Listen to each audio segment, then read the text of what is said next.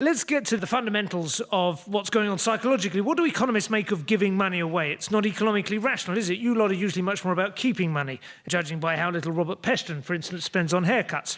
Yeah. The traditional economic view of charity, I mean, we economists have tended to be a bit incurious about it. Economists would say, well, people like all sorts of things. Some people like Stilton, some people like skiing, some people like performing acts of philanthropy. De gustibus non est disputandum. There's no accounting for taste. I mean, economists have started to develop this idea that pure altruism is at the heart of charitable giving. But in Darwinian terms, that would be odd. I mean, no other animals do altruistic things like give money or give blood or give their children the idea they can paint. I mean, this is a uniquely human behaviour. Fridge doors in the wild are notoriously free of crap school art projects.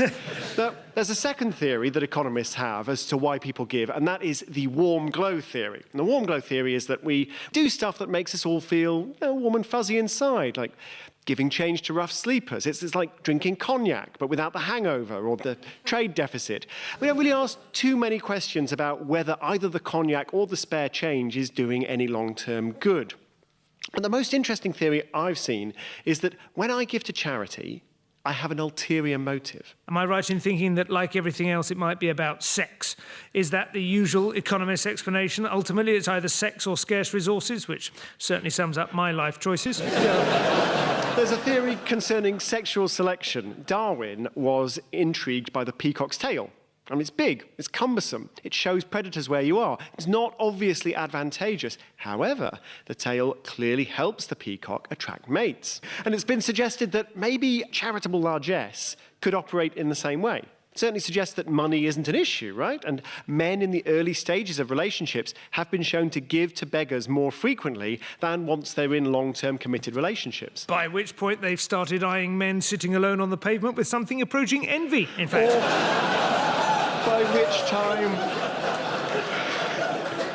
which time their partners are trapped and, you don't have to impress them anymore. Anyway, it definitely doesn't seem to arise from a genuine concern for the cause. Generous though they often are, the British public are outmanoeuvred nowadays by a handful of unimaginably wealthy and ambitious philanthrocapitalists who are using their muscle to engineer change in a lot more than the prevailing mood of retired donkeys.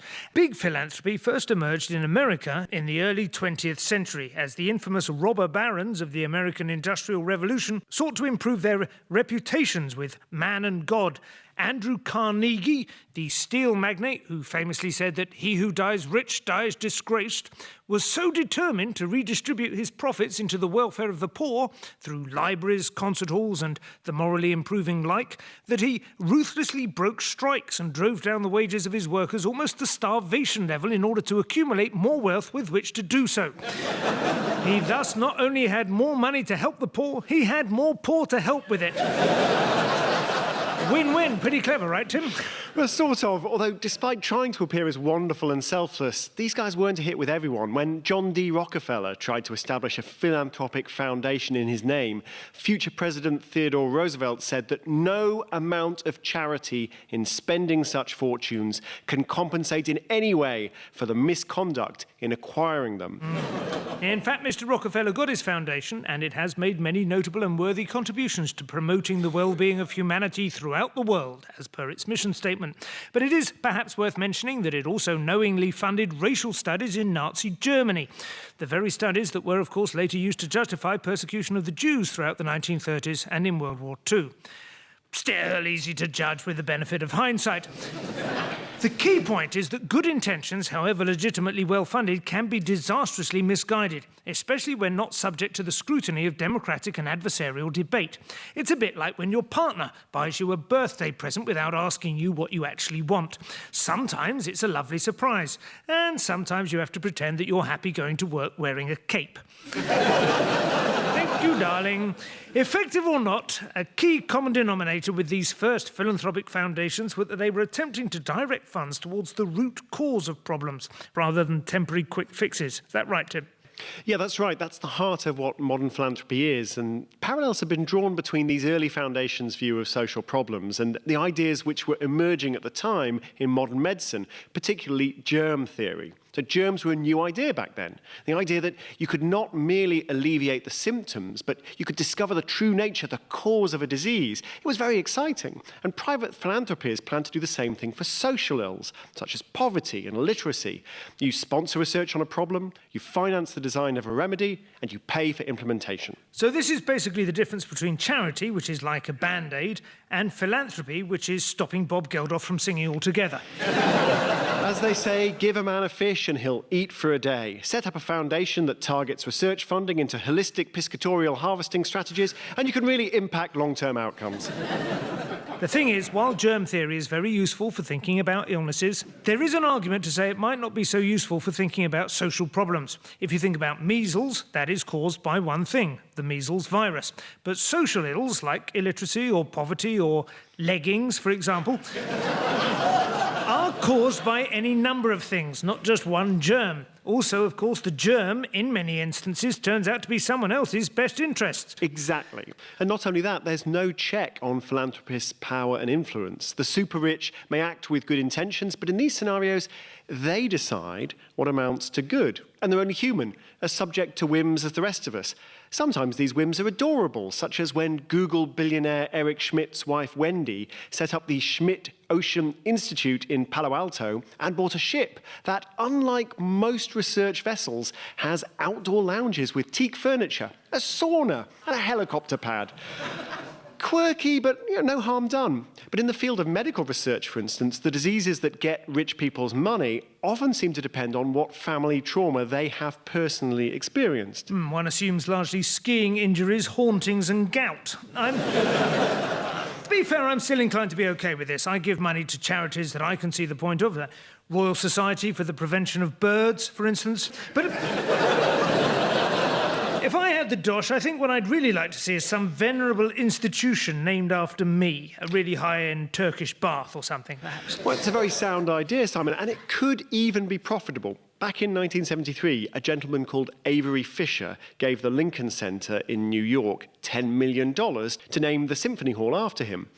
Nothing extraordinary about that, you might think. But then, a few years ago, the Lincoln Center figured they could get a better deal from a new donor. So what they did is they went back to Avery Fisher's family and they agreed to pay them $15 million for the right to take his name off the concert hall, which is quite something because not only did Avery Fisher get his name prominently displayed in New York for 4 decades, his family got all the money back, plus interest. Not a lot of interest, it must be said, but better than you can get in a cash ISA. This could be a new asset class. So what is the building called now? Well, $100 million later, it's called the David Geffen Hall, named to match the David Geffen School of Medicine, the Geffen Playhouse, and the imaginatively titled David Geffen Building. Wonder what goes on in there. All this raises a question. Should that $100 million given by David Geffen be written off against tax? He's getting something in return, namely massive self-glorification. I mean, ego aside, naming buildings after you is a business plan in itself. It can get you into the White House. And you may later get your money back. With interest, might be a better investment than shares or bonds. Setting aside the secret billionaires who blithely give their money away without us even noticing, what are the more questionable elements here?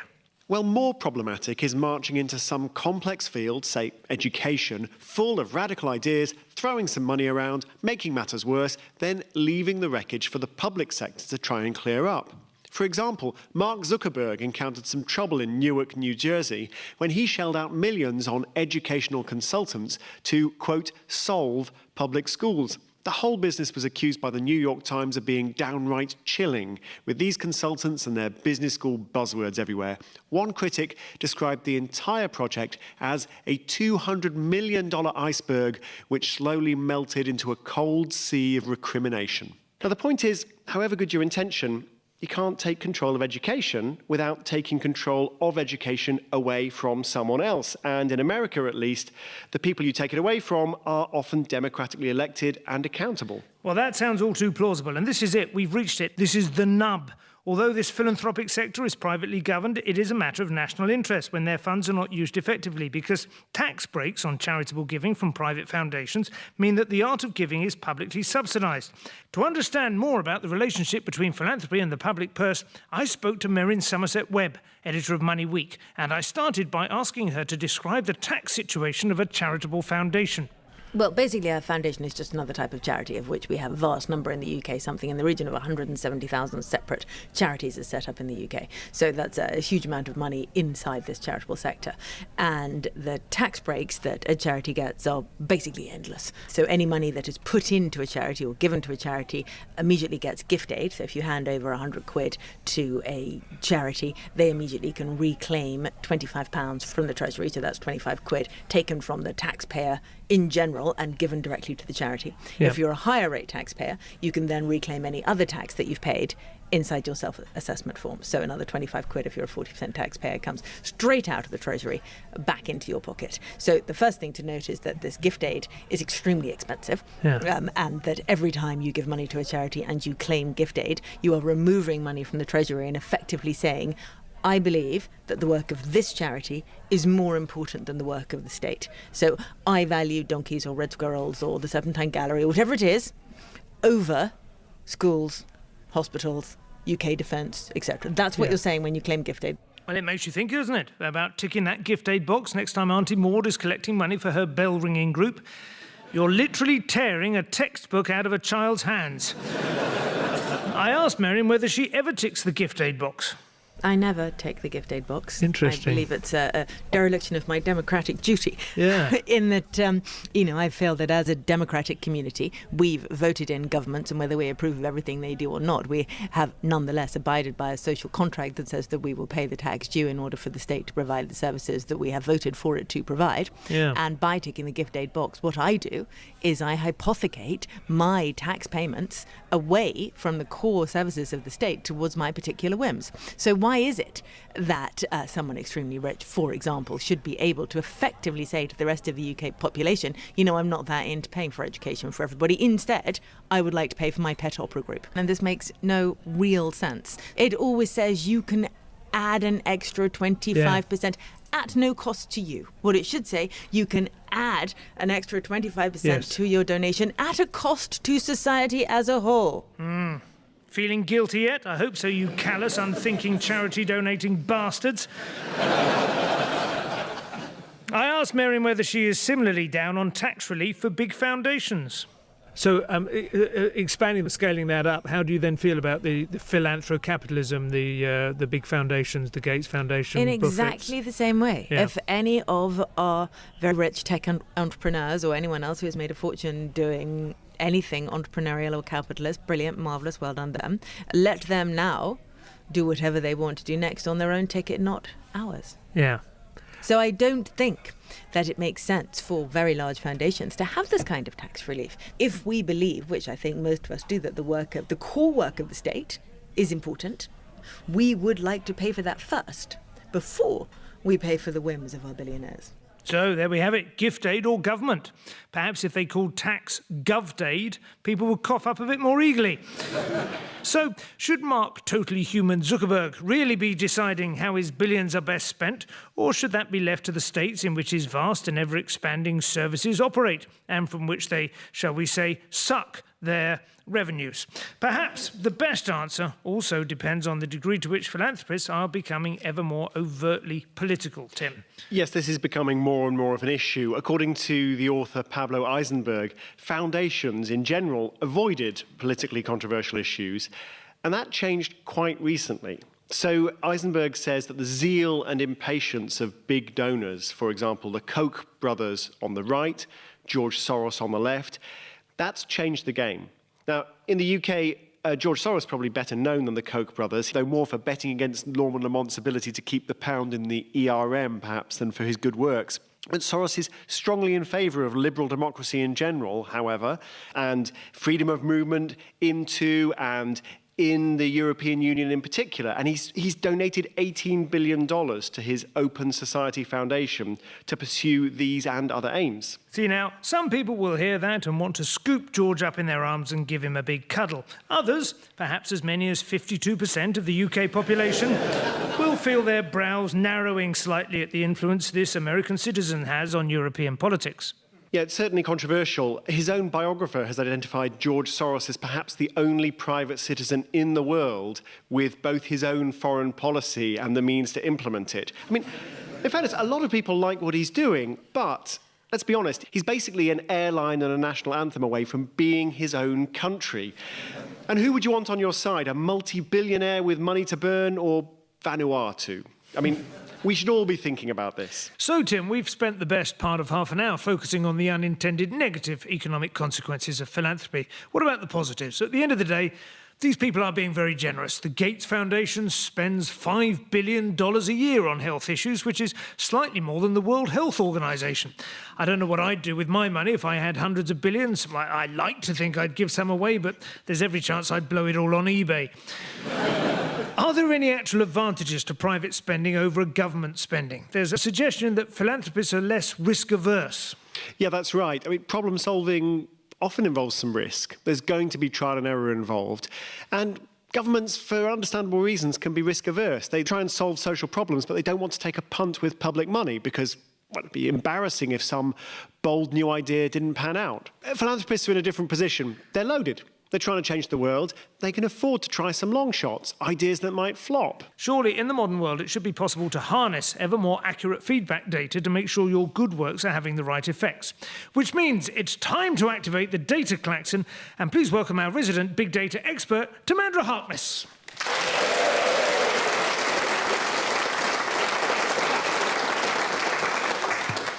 So, Timandra, big data. How is big data affecting philanthropy?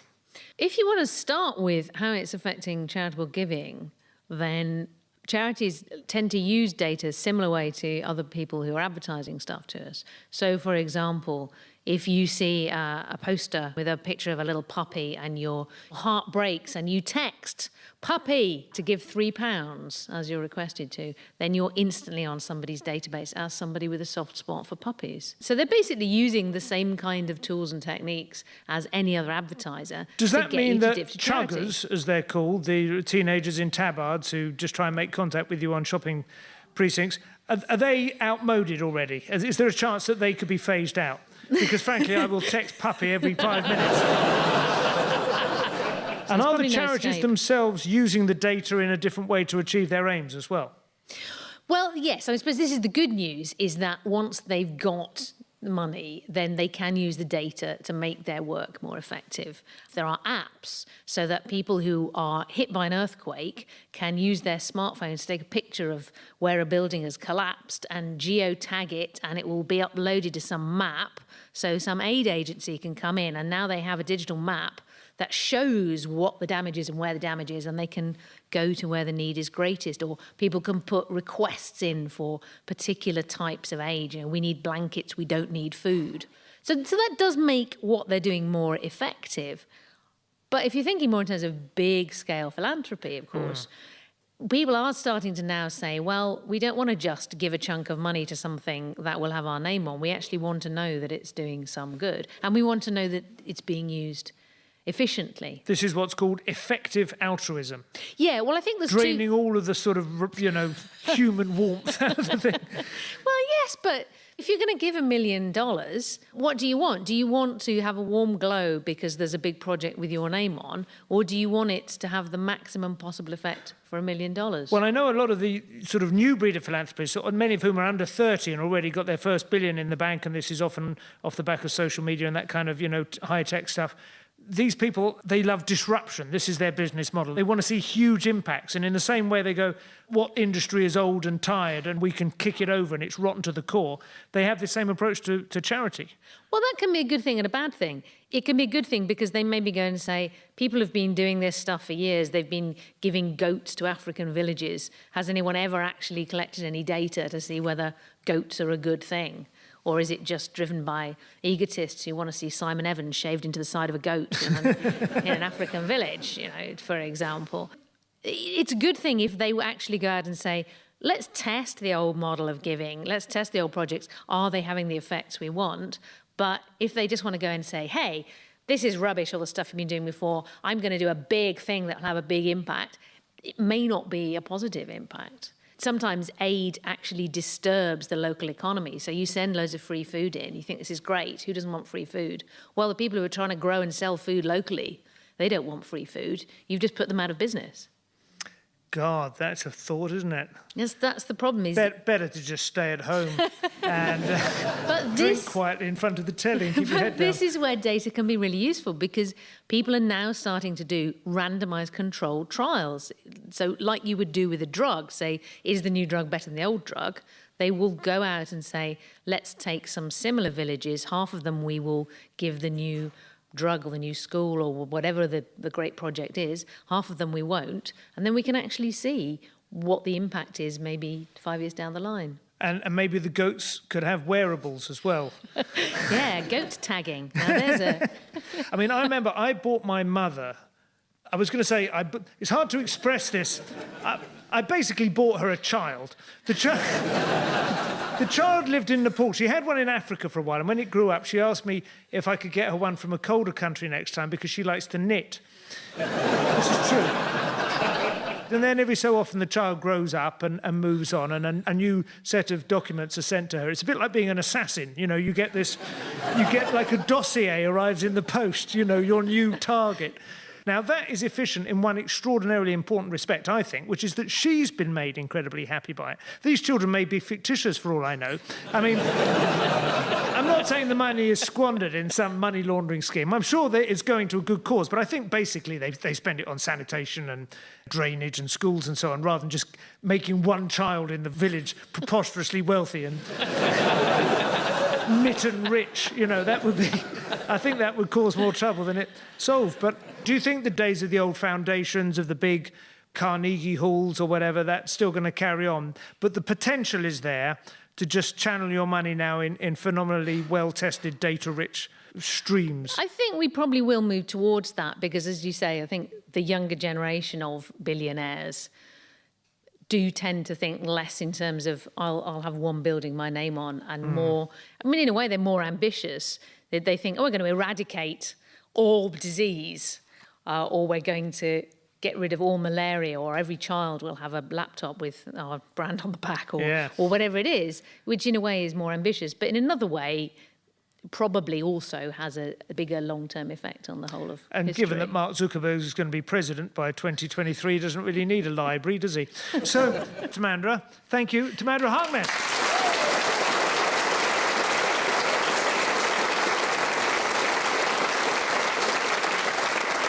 So there we have it. It does seem as though effective altruism, or giving with precision, is easier than ever.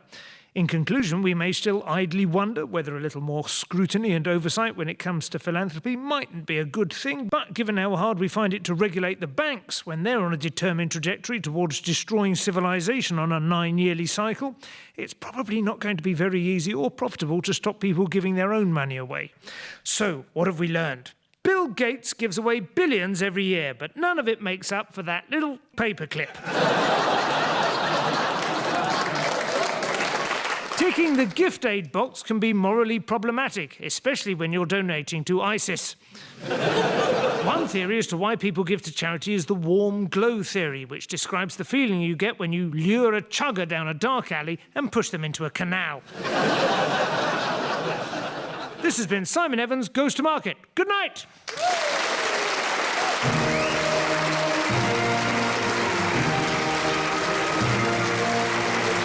You've been listening to Simon Evans Goes to Market with me, Simon Evans, Tim Harford, Merryn Somerset Webb and Timandra Harkness. The show was written by me with Benjamin Partridge, the researcher was Andrew Wright, and the producer was Richard Morris. It was a BBC Studios production.